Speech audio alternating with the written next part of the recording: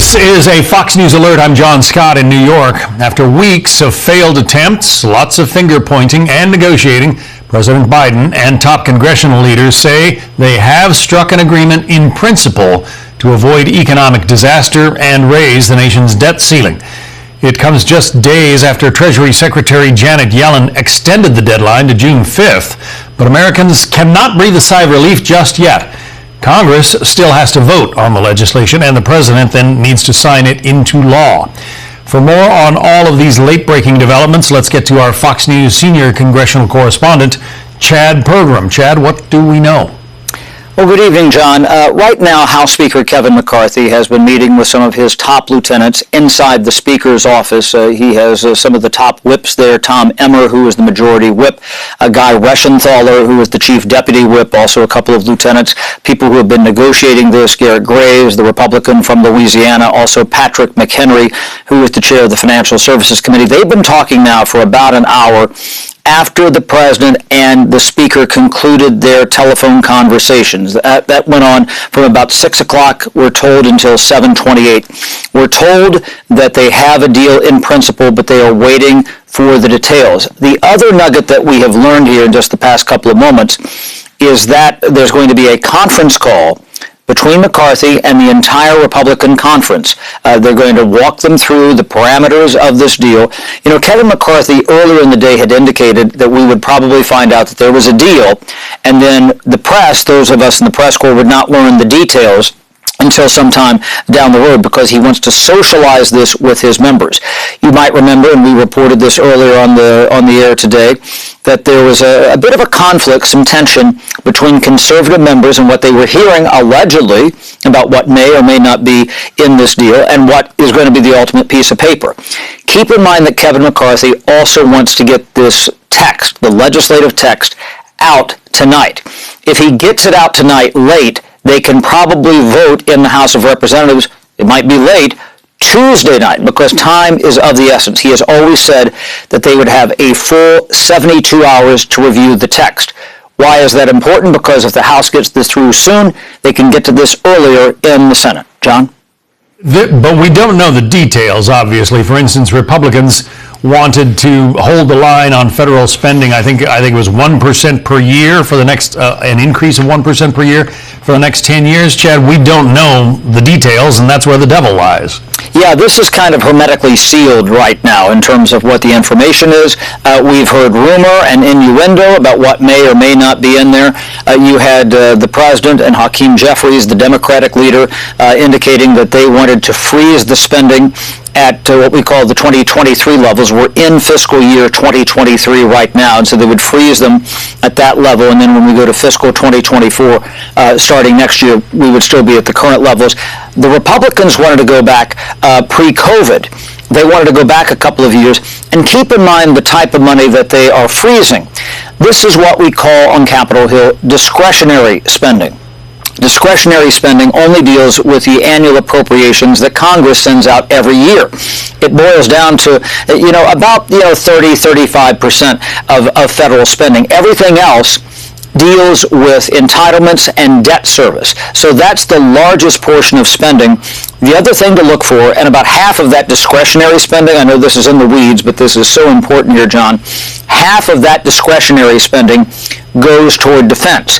So if you're going to cut or freeze, and Republicans wanted to increase defense spending, and Democrats obviously wanted to reduce defense spending as part of this deal, is they're really only talking about a remaining 15%. So trying to get some sort of a concrete structural change that's going to make a difference in the spending trajectory of the country over 15% is really hard. And that's where some of those very arch conservative members were saying, what's going to be in this deal? Is it just going to be nibbling around the edges? That's a problem for them. Yeah, there is talk that Speaker McCarthy is going to need some Democrat votes to support whatever is in this deal. because some of his most conservative members are not. John, I'm looking off to the side here just because we're seeing a little bit of traffic there from the speaker's office here, just to see if there's some coming and going. There's the Memorial Day concert here on Capitol Hill, and so there's a lot of tourists in the building, and then pretty much the only other people are the press corps standing outside the speaker's office, so we've been seeing some coming and going there. So I'm sorry, I just wanted to take a look there to make sure somebody wasn't coming out, but I will say, I just saw somebody from the speaker's security detail come out, and if you look at this shot here, they have arranged an array of flags that's coming, and if you're looking at this should be our shot run 241 or 242 up on Capitol Hill. We have it. You see, if you look at those flags, that tells me that the speaker is going to come out and say something at some point.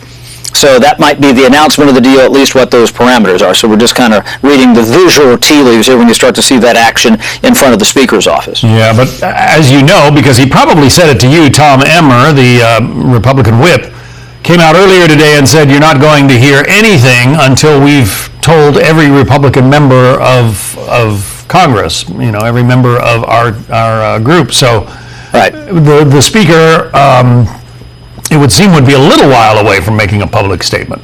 Yeah, and I just got something here just as we were talking. 9:10 p.m.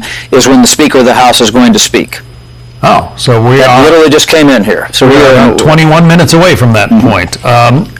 Back to, again, the details. There was talk that Mr. McCarthy, Speaker McCarthy, might need some Democrat votes to get this passed because not every member of his caucus is necessarily going to be happy with some of the concessions that have been made in all of the horse trading here. Yeah, this is going to be a balanced vote. They're going to have buy-in from both sides. One thing I want to point out, and I've talked about this in my reporting the past couple of days, is that those members on the left and on the right, the hard left, the hard right, at the margins, they are probably not going to vote for this bill. But there is a wide swath of Democrats and Republicans who might say, we need to raise the debt ceiling. We need to do something on controlling some degree of spending. It's a better deal than we had before. There might be some things in there that Democrats like, that Republicans like, and they will accept that. And again, you need 218 in the House. If you have a lot of votes go away from the Republican side, do the Democrats fill in that gap? They have to have things that they want. We've had a big fight here on Capitol Hill over work requirements in order to receive some federal benefits. So how many Democrats jump off the ship if that is in there? But if this has air cover on the Republican side from the Speaker of the House and air cover for the Democrats from the President, you might actually get a rather large vote here. You might get 260, 270 votes. But again, those people at the margins, they're going to make a lot of noise. They're going to complain about this, but they are not going to vote for this deal. And that was always the expectation. And then if they move it through the House of Representatives, Mitch McConnell, the minority leader, he always said that the deal to be had was between the Speaker and President Biden. And he was going to sit on the sidelines, which is exactly what Mitch McConnell has done. And he says if they can work out an agreement, because again, you have that buy-in from both sides of the aisle, he said that package, he presumed, would pass the Senate with ease. You need to get 60 votes in the Senate to overcome a filibuster. And again, depending on just how fast they decide to work here in the House, they might get to this at the end of this coming week, maybe even next weekend through the Senate. And what is that before? Just before this new June 5th deadline set by the Secretary of the Treasury, Janet Yellen. But the president said that he wanted a clean bill. He essentially said in the beginning he wasn't going to negotiate. He wanted what he wanted. So I guess the fact that they have come up with something, if everybody is disappointed or if everybody is disenchanted with the contents of the bill, it's possibly a pretty good bill. Yeah, that's usually the way things work here on Capitol Hill. You don't get everything that you want. I said this on the air the other day to Neil Cavuto, and that Henry Clay, the Speaker of the House, from Kentucky, senator, legendary political figure, said that compromise is negotiated hurt. And so that's kind of what they're going to get out of this deal. They're going to get compromised. People are going to be hurt. But if they get this through the House and the Senate in the next couple of days, it's not going to be hurtful for the United States because they will have lifted the debt ceiling. 87,000 IRS agents, they were supposed to be on the chopping block from the Republican side But again, we don't know whether that is happening or not as a result of these negotiations. You said it best. The devil is in the details. We have to see these details. That's one of the reasons why Kevin McCarthy has embraced this 72-hour rule, so we don't wake up Tuesday, Wednesday, and say, oh, there's some little item somewhere in the bill that nobody knew about. Members are going to look at that carefully. And the other reason, John, just to kind of put a button on all this, is it takes the Congressional Budget Office several days to go through and score or evaluate the cost of this bill. That's the other reason for those 72 hours. All right. Chad Pergram on Capitol Hill. Chad, thank you. My pleasure. That does it from Washington and here in New York. Much more on the deal to raise our nation's debt ceiling. Speaker of the House, Kevin McCarthy. Let's listen in. After weeks of negotiations, we have come to an agreement in principle. We still have a lot of work to do, but I believe this is an agreement in principle that's worthy of the American people. It has historic reductions in spending, consequential reforms that will lift people out of poverty into the workforce, rein in government overreach. There are no new taxes, no new government programs. There's a lot more within the bill. We still have more work to do tonight to finish all the writing of it. I do want to take a moment, though. I do want to thank Garrett Graves and Patrick McHenry for all their work on this and for all the work that we're going to continue to do tonight. I know you'll have a lot of questions. I'm not going to take them tonight. Out of respect, I want to brief our members about where we currently are. I expect to finish the writing of the bill, checking with the White House and speaking to the President again tomorrow afternoon, and then posting the text of it tomorrow, and then be voting on it on Wednesday. But thank you for your time, and I think this is very worthy of the American public. Take care. So the answers are still being withheld. We don't know what is in this bill, except we are told by the Speaker of the House that it includes historic reductions in spending. Let's check in with the guy who knows Capitol Hill better than anybody, our Chad Pergram. Historic reductions in spending. Chad, what does that say to you? Well, Kevin McCarthy has said for several weeks now that we have to spend less this coming year than we spent right now. He says that has to be going back the other direction. He's talked about going back to a pre-COVID level of spending. So maybe what McCarthy is talking about here, and I'm just reading the tea leaves, is that he's going to say, the federal government has never gone backwards in terms of discretionary spending. Discretionary spending, that's the annual appropriation budget that Congress sends out each year that funds the 12 annual appropriations bills. He says they're not going to touch defense. They're not going to touch entitlements. So you would have, cutbacks in other areas. Now, is it a cut or is it a slowing in the rate of growth? In other words, you have kind of a line that's going a certain direction there. And Democrats say we can't be cutting these bills. We have to at least slow it down. You can freeze it at another level. And this is where, when we get that bill text, which Kevin McCarthy alluded to, we're probably going to get that sometime tomorrow, we will be able to determine. But historic, we have to see. Maybe what he's alluding to there is that the federal government, on the discretionary side of the ledger, again, not entitlements, they are going to spend less next year. That might be what he's referring to. And that's where he has to make that case to his Republicans and say, this has never been done before. This is significant. And again, we had to do something with the Democrats to get this through the Senate. So he has to go into a sales job mode here to get this through the House of Representatives and not lose too many Republicans in the process. Keep in mind that he can get Democrats. This is kind of the Goldilocks approach to legislating. Not too hot, not too cold, just right. Get some Democrats, get some Republicans. Right. So this phone call he is about to make to members of his caucus, that could be a pretty spicy phone call. Well, it's funny. I want to hear how they're going to do this, because I remember several times under other Democratic and Republican speakers where they've had conference calls like this, and the members have been in listen-only mode. They've not been allowed to ask questions. Now, Kevin McCarthy has made a big point about having a more open process here on Capitol Hill. He wants input from members. I would tend to think that he would be open to questions, even on the Saturday night, before Memorial Day. But that said, there have been some conference calls like this and other big bills that I've covered over the years where they have not taken questions. They pretty much said, this is what we're going to do. And maybe this is also kind of administrative. There might be another call tomorrow. He might just be saying, here's the basics of the deal. We're going to try to vote by Wednesday, as he says, in the House of Representatives.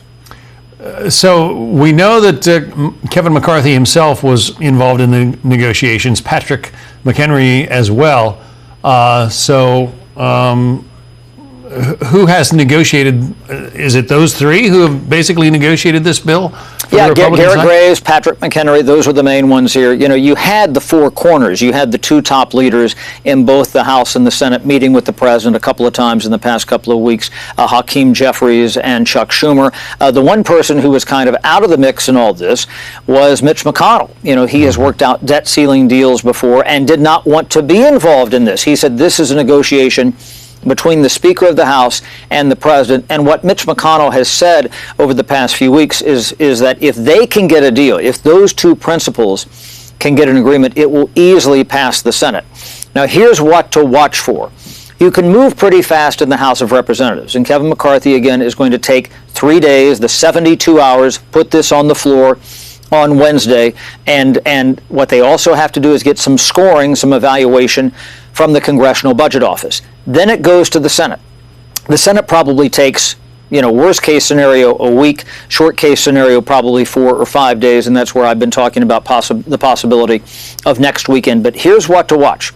Mike Lee, Republican senator from Utah, he sent out a tweet a couple of days ago and said, if there are provisions in this bill that I do not like, that I don't think that we are making genuine, deep structural changes to the spending trajectory, I will use every arrow in my quiver to slow down the process in the Senate. You can move extremely fast, warp speed in the Senate, if you have an agreement of all 100 senators. All it takes is 1 or 2 senators to blow that up. You have to get through what we call cloture, which is overcoming a filibuster. You need 60 votes. There's time that has to burn off the clock in the Senate. Mike Lee or others, if they don't like this, potentially could make them run those parliamentary traps and drive this right up against the June 5th deadline. Fascinating times. Wall Street probably is breathing a sigh of relief tonight, but again, the devil's in the details, and we don't know the details yet. And the other thing to look for here is, when does that vote come on Wednesday? I've noted that the past couple of meetings they've had at the White House between the principals, the top 4 congressional leaders, and the president, those meetings came after the market was closed. So do they want to put this bill on the floor? Now, again, I don't think they would go onto the floor if they didn't have confidence that they had the votes on both sides to get this through. Everybody up here remembers what happened with TARP. That was the Troubled Asset Relief Program back in 2008 when we had the fiscal crisis. They did not have the votes in the House of Representatives, and it was one of the most extraordinary votes I've ever seen here in Congress. The Dow went down a record, then record 777 points in synchronicity with the vote failing. So do they want to kind of, put this on the floor when the market is still open on Wednesday? Unclear. But again, you probably would not put this on the floor unless you thought you had the votes. And here's the other thing to look for too, John, is that you have Kevin McCarthy, new to the speakership, Hakeem Jeffries, new to that leadership job, the Democratic leader in the House of Representatives. They have forged in the short time, the past 4 or 5 months, a relationship. There is going to have to be a special level of trust between those two members to say, look, we can have the votes on our side, we have this many votes on my side.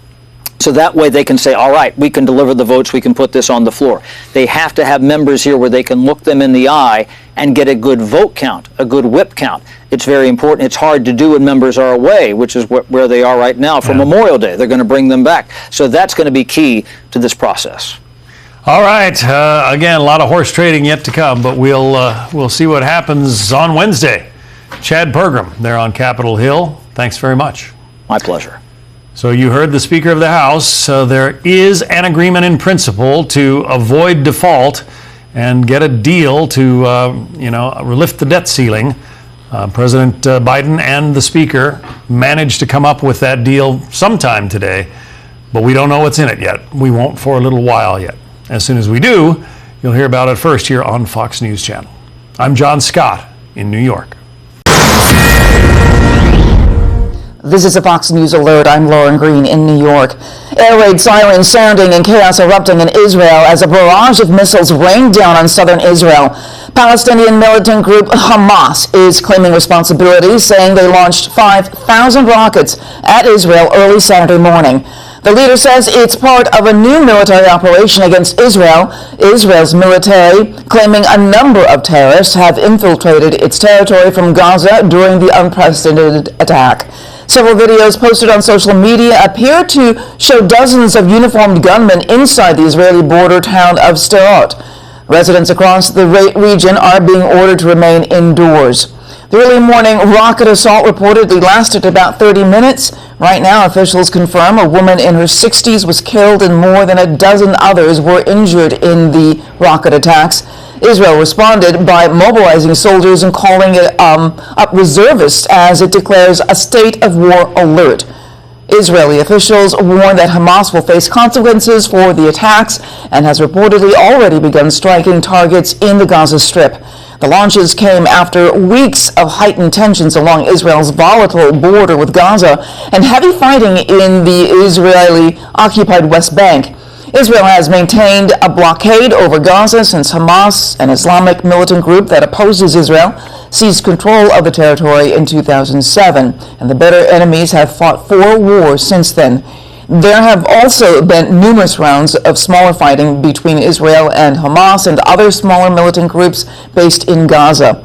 Again, if you're just joining us, chaos erupting in Israel as Palestinian militants in the Gaza Strip shoot a barrage of missiles into southern Israel. And there are also reports that Palestinian militants are infiltrating Israel from Gaza at this hour. And we're continuing to follow the ongoing events in Israel, and we'll bring you the latest as we learn them. I'm Lauren Green. Now, back to regularly scheduled programming.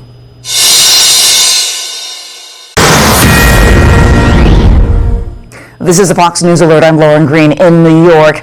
Israel is mobilizing soldiers and declaring a state of war alert after the Palestinian militant group Hamas fires thousands of rockets from the Gaza Strip into southern Israel. The group's leader says it's part of a new military operation against Israel. Israel's territory has also reportedly been infiltrated by numerous Palestinian militants during the unprecedented attack. Several videos posted on social media appearing to show dozens of uniformed gunmen inside the Israeli border town of Sderot. Residents across the region are being ordered to remain indoors following reports of Israelis being kidnapped and taken into Gaza. And we're also learning a woman in her 60s was killed and at least 100 others were injured in the surprise attack. Israel's security cabinet is set to convene in the coming hours following its state of war alert declaration. Officials warn Hamas will face consequences for the attacks and has reportedly already begun striking targets in the Gaza Strip. And the launches come after weeks of heightened tensions along Israel's volatile border with Gaza and heavy fighting in the Israeli-occupied West Bank. Israel has maintained a blockade over Gaza since Hamas, an Islamic militant group that opposes Israel, seized control of the territory in 2007. Now, the bitter enemies have fought 4 wars since then, and there have also been numerous rounds of smaller fighting between Israel and Hamas and other smaller militant groups based in Gaza. Again, if you're just joining us, chaos erupting in Israel after Hamas militants shoot at a barrage of missiles from the Gaza Strip into southern Israel. The country is also reportedly being infiltrated by those same militants.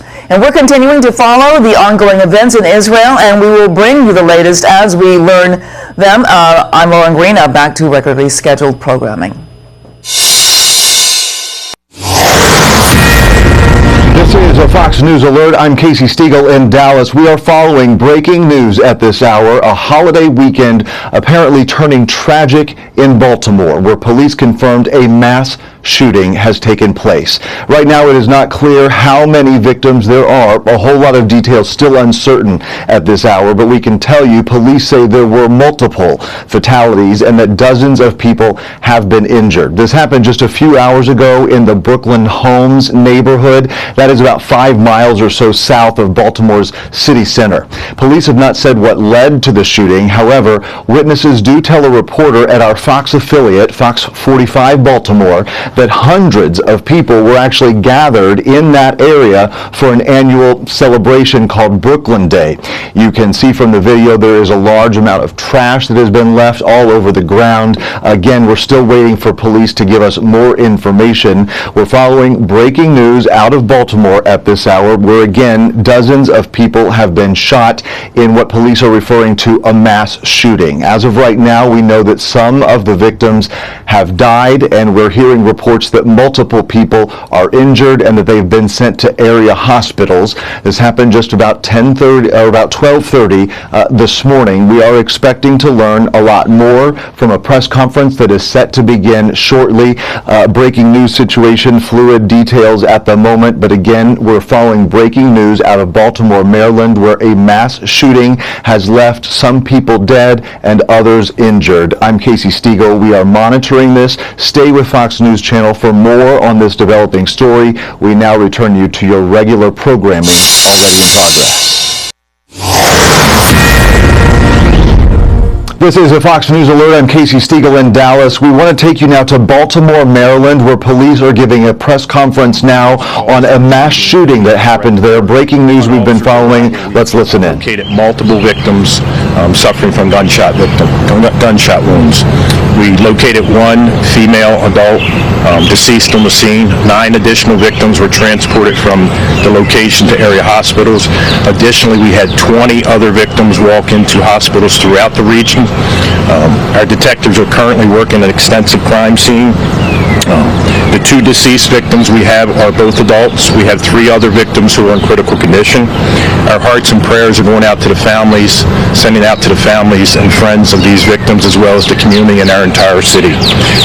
This is an extensive crime scene. Our detectives are going to be here quite a while. If anyone saw anything or knows anything, please call 911 or call local Metro Crime Stoppers, 1-866-7-LOCK-UP. We have members of our fire department, Officer of Emergency Management, as well as other jurisdictions working with us to try to determine a motive. Again, please call 1-866-7-LOCK-UP, and at this time I'll turn it over to Mayor Scott. Thank you, Mr. Commissioner. This morning, all of Baltimore is grieving the lives that we lost here, and our hearts are with all those who are still recovering at the result of this mass shooting. As you heard, this investigation is ongoing, and our homicide detectives will continue to work until they find out what happened here. But what we do know this morning, this was the reckless, cowardly act that happened here, and that has permanently altered many lives and cost 2 people their lives. And I want those who are responsible to hear me very clearly. We will not stop until we find you, and we will find you. Until then, I hope with every single breath that you take, that you think about the lives that you took, and you think about the lives that you impacted here tonight. We're also asking that anyone that knows anything about what happened here, anything about this mass shooting, to come forward with any piece of information.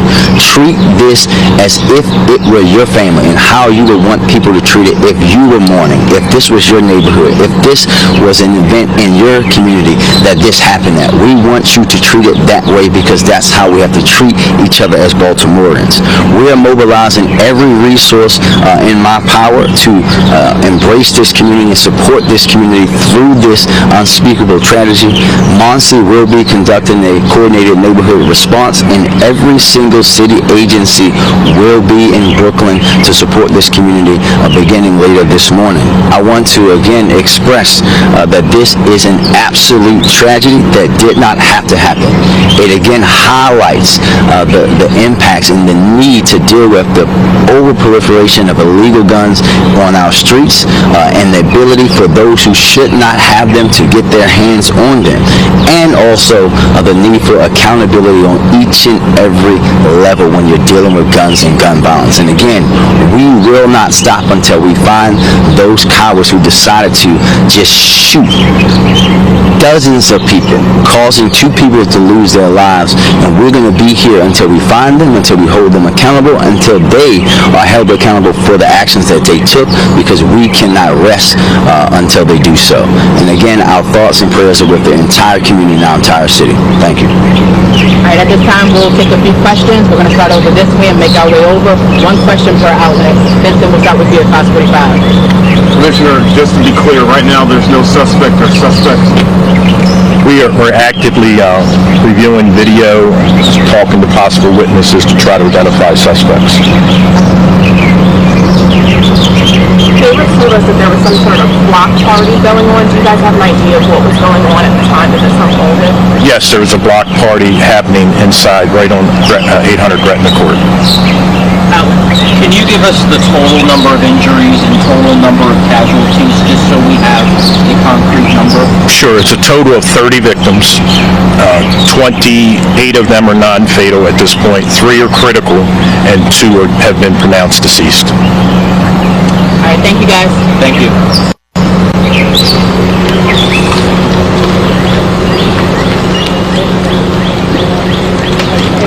I'll stay back here for any follow-up questions. Our team will put out a media advisory, but right now we just don't know. All right, we are following this breaking news out of Baltimore, Maryland this morning. We're just getting this update from the police and from officials on the ground there. You hear a mass shooting happened early this morning, about 12:30 Eastern time. A block party was happening in the Brooklyn Homes neighborhood, they say, which is about 5 miles or so south of Baltimore's city center. Police have not said what led to this shooting in terms of any kind of a motive, and they also did not talk about the suspects, that they are actively reviewing videotape and that they are conducting interviews at this point, and they are actively searching for a suspect or suspects. Again, not clear if there is potentially multiple shooters here, but 2 victims were killed. They say 2 adult victims, and 3 are listed in critical condition.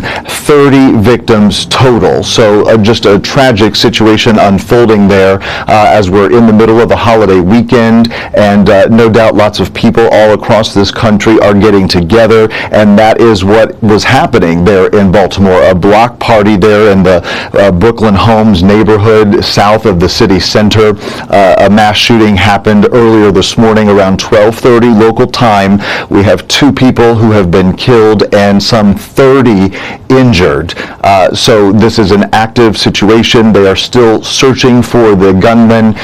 Just a tragedy unfolding in Baltimore. We're going to keep our eye on this, continue to get more information and gather more information, and we'll have it for you throughout the morning here on Fox News Channel. Back to your regularly scheduled programming. I'm Casey Stiegel in Dallas. This is a Fox News Alert. I'm Marianne Rafferty in Los Angeles. Some sad news to report this morning. Legendary singer and songwriter Jimmy Buffett has died. His passing was announced just a short time ago on his social media pages. The post saying, quote, Jimmy passed away peacefully on the night of September 1st, surrounded by his family, friends, and dogs. He lived his life like a song till the very last breath and will be missed beyond measure by so many. The 76-year-old was best known for his music, which often portrays an island escapism lifestyle. Together with his Coral Reefer Band, Buffett recorded hit songs including Margaritaville, Come Monday, and Cheeseburger in Paradise.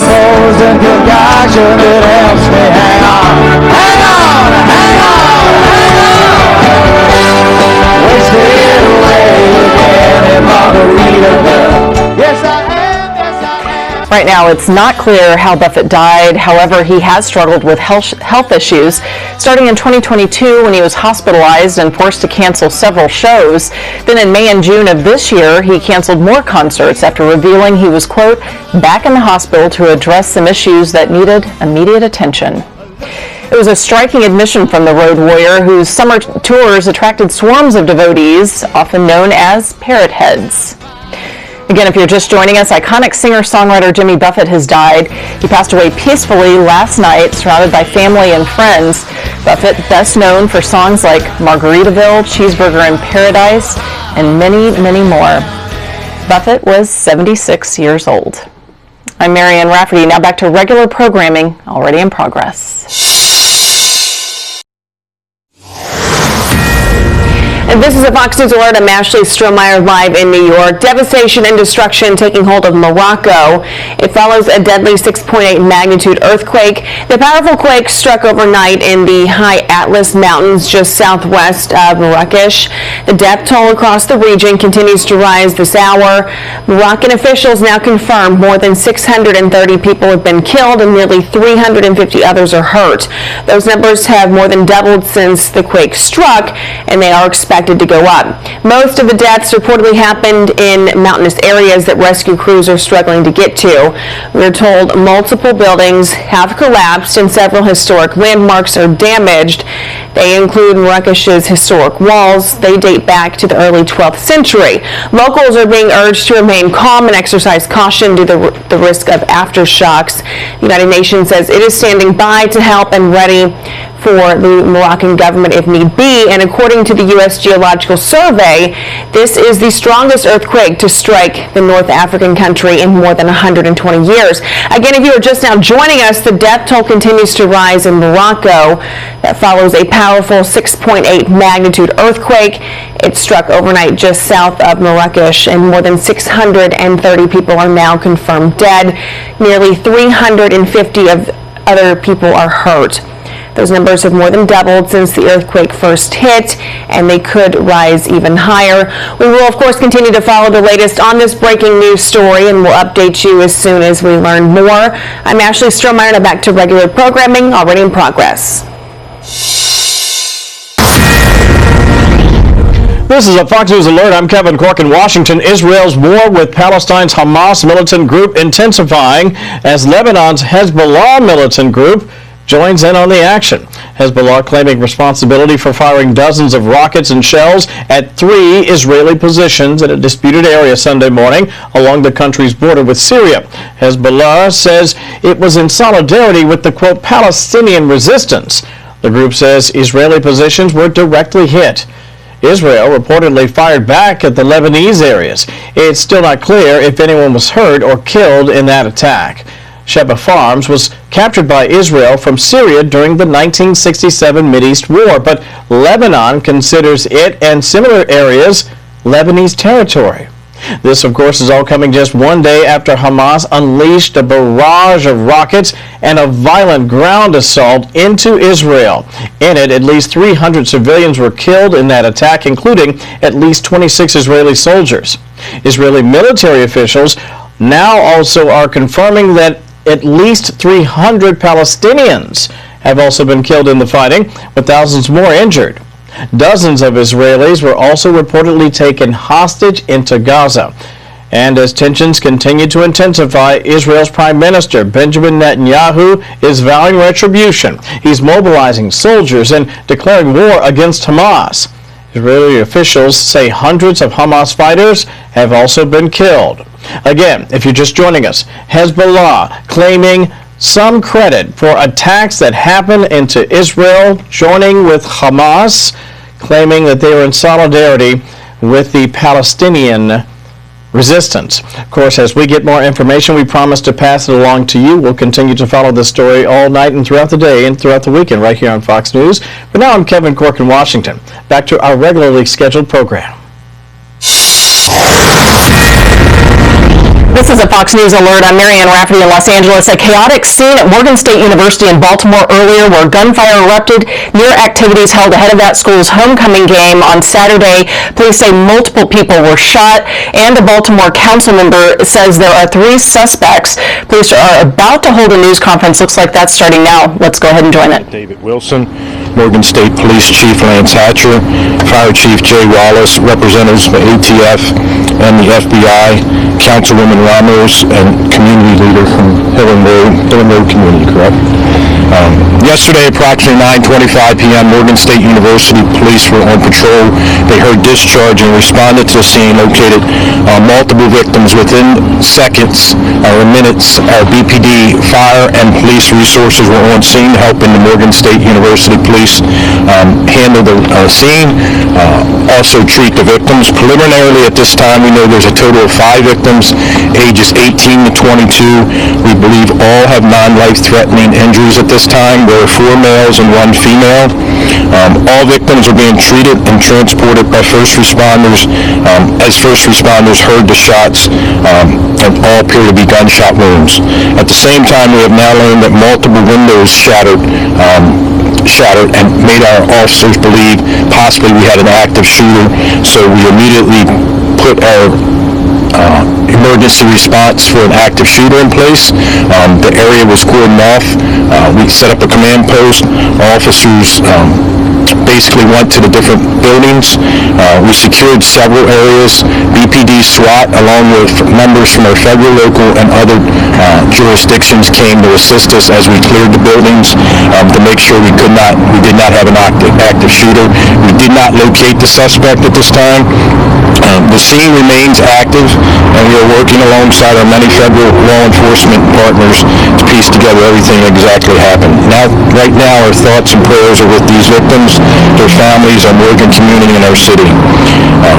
BPD and Morgan State University officials are asking the concerned family members to continue to avoid the campus area. Family members may report to the Safeway parking lot located at 4401 Hartford Road. A BPD officer is on scene to assist the families. I want to make very clear that we are still investigating and the details are very preliminary at this point. Anyone with information related to this incident is asked to call 911 or Metro Crime Stoppers at 1-866-7 lockup. At this time, I'll turn it over to Morgan State University Police Chief Hatcher. Thank you, sir. Good morning. As Commissioner Rowley stated, Morgan State University police officers were on routine patrol on the campus when they heard discharges from a firearm. They quickly responded to the area, located several victims, and rendered aid. As we know now, 4 of the 5 individuals that suffered injury are Morgan students. We'd like to thank our local partners, federal and state, for responding to this incident and helping us to manage and resolve this issue. I'm going to turn it over to Morgan State University President Dr. Wilson. Good morning. First of all, I would like to thank Mayor Scott of the Baltimore City Police for working seamlessly with the Morgan State University Police to get on the scene quickly here and investigate the matter at hand. I also want to express appreciation to Governor Moore for reaching out to me to ensure that if we needed additional resources from the state, that those resources would also be available. I attended this evening the coronation of Mr. and Miss Morgan State University. It was a beautiful event in our Murphy Fanhouse Auditorium, almost filled to capacity. This is a ritualistic event on the campus of Morgan State University at the commencing of homecoming week. And we typically have parents coming from all over the state, all over the United States, to witness their sons and daughters taking part in being crowned Mr. and Miss whatever organization they're representing. This was an unbelievably beautiful event this evening, and our students at the end of that were headed over to the Student Center to rejoice and to enjoy themselves when this unfortunate situation erupted on the campus. Since that time, I have met with our students. I have met with parents. I have escorted them to their residential halls.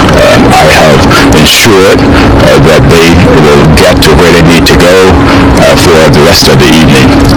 I can also say that I have canceled classes here at Morgan for tomorrow, and we will be assessing what will happen for the rest of the homecoming week as early as tomorrow morning, and will duly inform you and others of any decisions that we make in that regard. Thank you, Dr. Wilson. Good morning, everyone. This morning, the entire city of Baltimore's heart aches for the Morgan community, for these victims and their families, and for our city as a whole. This unfortunate and unacceptable tragedy joins, as we know, a long line of colleges and schools around this country that have seen incidents like this. And it showcases again for all of us, as we thank the women and men of the Morgan State Police, BPD, fire, everyone that responded heroically out to the scene. But it reminds us all, again, that we are dealing with not just here in Baltimore, not just at Morgan State University, but across this country of the United States, an epidemic when it comes to guns and gun violence. And it's time for us to get serious about that, not just at the local level where we've recovered over 2,100 guns, but at the national level. We have to stop saying not one more. We need action now. There are things that can be done, particularly at the level of Congress, that could help stop the next shooting on a campus, at a church, at a supermarket from happening. And when is enough going to be enough?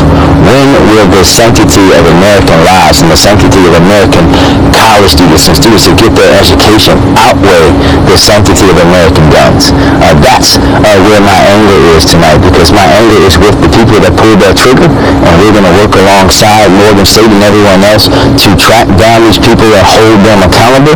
But we also have to talk about the accountability for every single solitary person and system around how people who clearly do not have the mental capacity to have a gun ended up with it in their hand. How are we going to consistently see this over and over and over again and think that the status quo around guns in our country and our communities is okay? Because it's not okay. It's not okay for it to happen at Morgan. It's not okay for it to happen on our streets. It's not okay for it to happen anywhere in a country that prides itself in being the leader of the free world. We're talking about epidemics of gun violence and mental health that have to be addressed. We're going to continue to do our part here locally. Our police officers, everybody that involved in reducing violence here in Baltimore, from our community violence intervention workers, are going to do their part.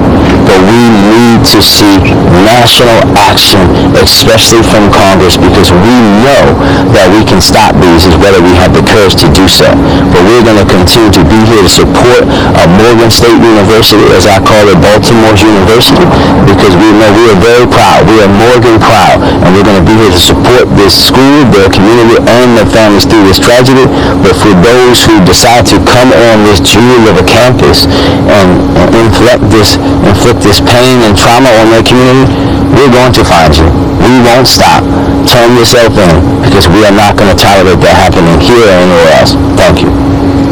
All right, so at this time, we're going to take questions. I'm going to call out our local outlets first, and then if there's anyone that I missed, you can just let me know. So we're going to start with Leah at the AP. Okay, how many shooters and where exactly on campus did it happen? That's still part of the ongoing investigation, and we can't release that right now. Okay, someone tweeted they saw 3 shooters. Is that not confirmed? We can't confirm any of that right now. Okay. All right, Peter Bannon.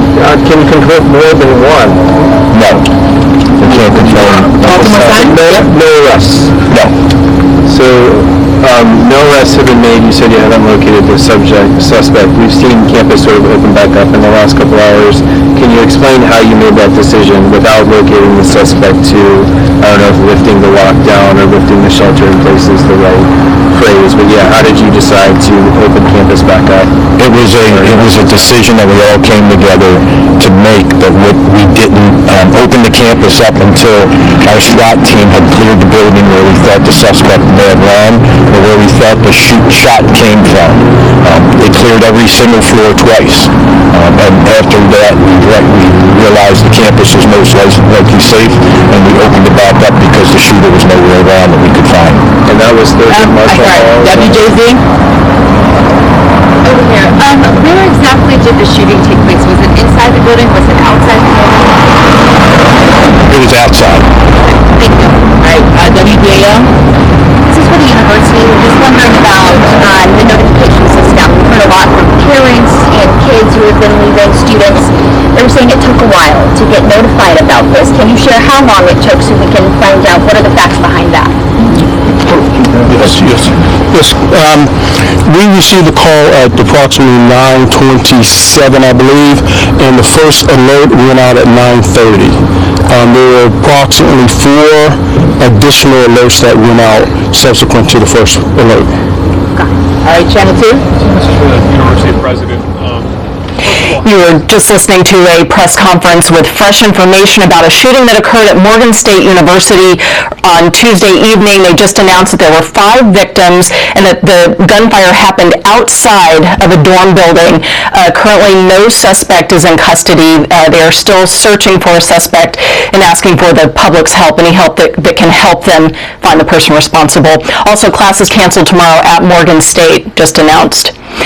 Keep it here for the very latest. Now back to our regularly scheduled programming.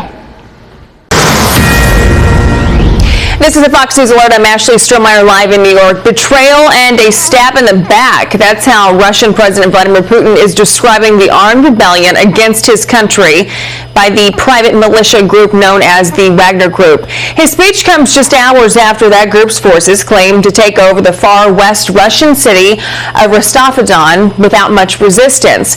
Those troops apparently rolled into the city with tanks and large amounts of troops. One of the buildings they reportedly took over is responsible for the military operations in Ukraine. The Wagner Group's leader sent out a series of videos yesterday blaming Russia's military leadership for tricking Russians into war. He's also blaming the military for killing thousands of his soldiers at field camps in Ukraine. The private militia has been helping Russia with its war efforts there. Putin admits the situation in the Rostov-on is complicated, but says the state will defend itself and repel the efforts. The Russian government has already issued an arrest warrant for the group's leader. Russia's military is also ramping up security in and around Moscow. Those measures are said to include roadblocks and checkpoints. One of Russia's top commanders is also telling the fighters to stop and obey the will of President Putin. Again, if you are just now joining us, we are following breaking news out of Moscow. We have been all night. That is where Russian President Vladimir Putin is strongly condemning the Wagner Group's apparent takeover of a city in the country's far west region. Of course, stay with Fox News Channel for more on this developing story. I'm Ashley Strohmeyer. We're going to send you back to regular programming already in progress.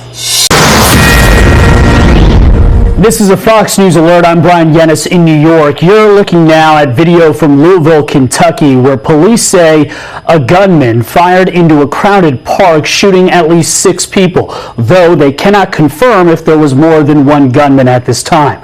We're told this happened at Chickasaw Park around 9 p.m. Eastern Standard Time. Right now, police confirm at least 2 people are dead.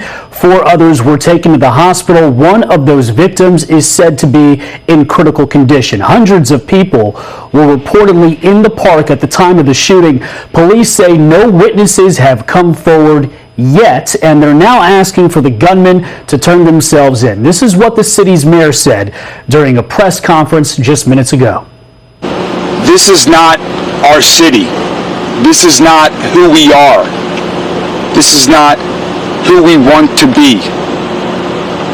We have doctors and nurses at the University of Louisville Hospital right now, again, that are working to save the lives of gun violence victims. This is enough. This is the second mass shooting to take place in the city in less than a week. At least 40 people have died in shootings in Louisville, Kentucky so far this year. And as you probably know, 13 people were shot at a bank there on Monday. 5 victims were killed and 8 others were seriously injured. Again, if you're just joining us, Louisville police are investigating after at least 6 people were shot tonight. It happened at Chickasaw Park. Police say hundreds of people were gathered there when a gunman or gunmen fired into a crowd. We know at least 2 people killed, 4 others taken to the hospital. At least one of those people is in critical condition. Police are asking for any witnesses, anyone, to come forward with information and for the gunmen or gunmen to turn themselves in. Now, this is a developing situation, and we'll keep you updated as we learn more. I'm Brian Yennis. Now, back to your regularly scheduled programming.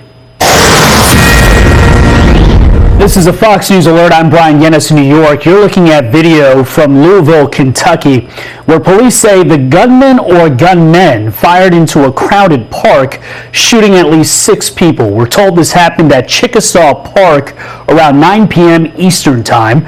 Right now, police confirm at least 2 people are dead. 4 others were taken to the hospital. One of those victims is said to be in critical condition. Hundreds of people were reportedly in the park at the time. Police say no witnesses have come forward yet, and they're now asking for the suspect or suspects to turn themselves in. This is the second mass shooting to take place in the city in less than a week.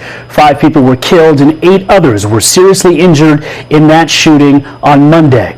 This is a developing situation, and we'll keep you updated as we learn more. I'm Brian Yennis. Now, back to Unfiltered. For all your headlines, log on to foxnews.com.